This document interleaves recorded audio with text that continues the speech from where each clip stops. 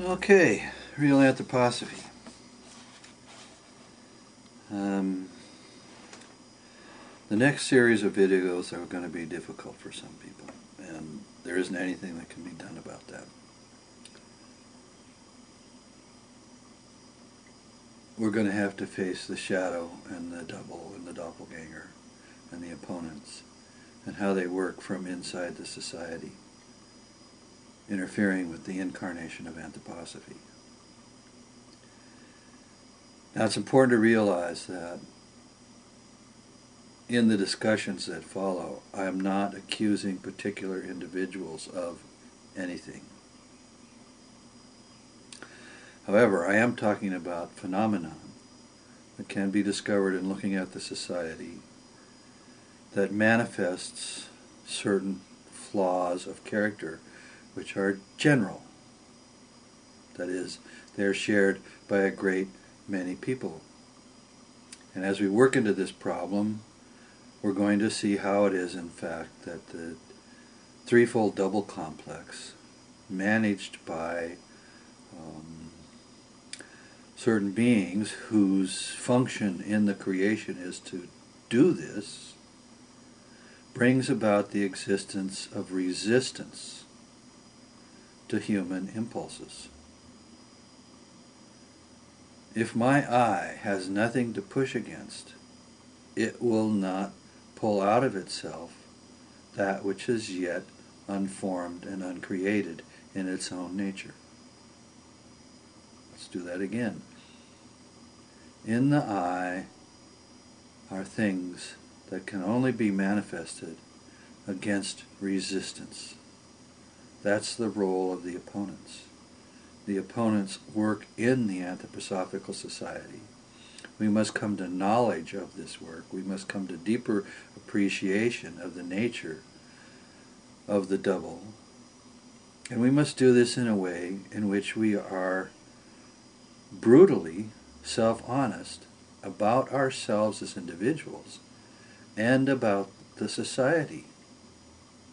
As long as all we have is happy talk, everything's just fine, everything's perfect. If Rudolf Steiner was to appear today, he'd say, oh boy, you guys are just great, it's fantastic. I can incarnate the next 50 incarnations as elephant. I don't need to come back.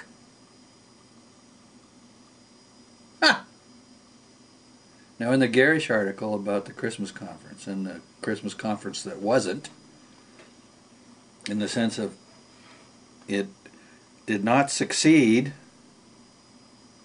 and of course it's a big aspect of the phenomenon of the activity of the double within the society, that instead of celebrating the second coming of Christ, we celebrate the Christmas conference magical idea. Okay? Now, in the garish article, he has this short paragraph. As an inducement to sober reflection, I would quote here a statement of Rudolf Steiner's, which is attested by Herbert Weitzman to have been made to Gunther Locksmith. Quoting Rudolf Steiner. It could well be that when I return, I will have to fight against the Anthroposophical Society. That's the statement. Now, what's meant by that? Well, a lot of different things could be meant by that. A lot of different things, okay? When you see me glancing, I'm checking the time, right? Okay. One of the things that people may have heard is that Steiner said he would come back at the end of the century. And then a lot of anthroposophists from the beginning of the century would come back. They'd all reincarnate and they'd have a party celebrating the success of the anthroposophical impulse in the 20th century, and hello, it didn't happen, did it? Okay? You can read various things, and there's some arguments among people about whether there were supposed to be 5, 10, 15 million anthroposophists at the end of the century, what that meant or could have meant, and all that stuff. Well, we're going to be scientists, and we're going to look at phenomenon, and we're going to be cognizant of the existence of the shadow forces in the human being, and we're going to look at them with regard to the Anthroposophical Society as well as the larger outer society. But why are we going to look at the Anthroposophical Society? Well, one reason is that Wendt is an addict in recovery. Got that?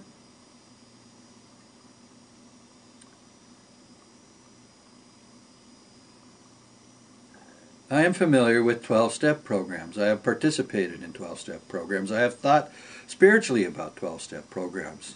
Those things are really cool, especially if what you hope to do is overcome the influence of the shadow. Now, in my little booklet called The Shadow, there is part 5 of another little booklet that's called The Natural Christian. In part 5 of the booklet The Natural Christian, which is copied over into the booklet The Shadow, of course you can read these things for free, you don't have to buy the booklets, is a chapter on 12 steps and what they mean. Okay, now I'm going to pause here for a second because I want to call that up, and I wasn't ready to do that. Hang on a minute. Okay, I'm back again.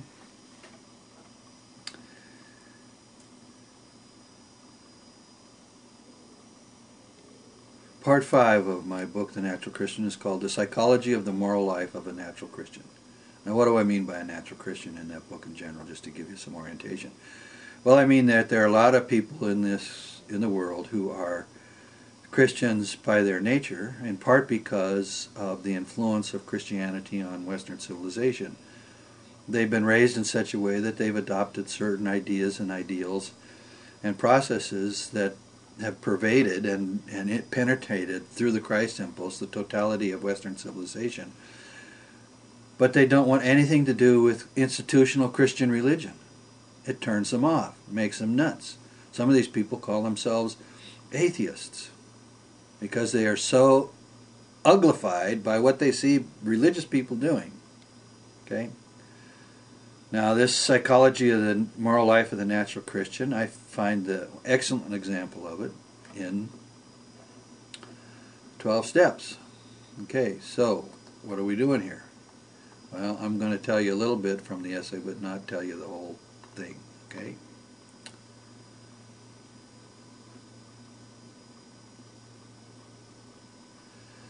Okay, so the 12 steps consist of 3 processes. You with me so far? Surrender, confession and contrition, and practice and service. Now, this is what you do if you want to overcome the influence of the shadow. Or shall we say, start to wake up to and overcome the influence of the shadow. Surrender. That puts you in touch with the mother forces, because as we go on into this material, it's going to be developed that the mother forces rule the dark from below. Rudolf Steiner described the mother forces as inhabiting a golden sphere at the center of the interior of the earth. That is, on the other side of the 8 or 9 interior spheres of the earth that are related to the fallen light and all the other stuff you can read about in Steiner, there's the mother.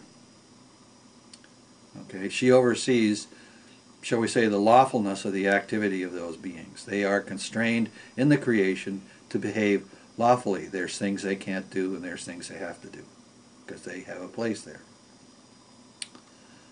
Okay, so surrender. That's the first 4 steps. That puts you in touch with the mother forces. Confession and contrition. Well, what happens to the 12-step meaning? The guy gets up and says, "Hi, I'm an alcoholic," and then he tells his stories about what an asshole he was. Okay?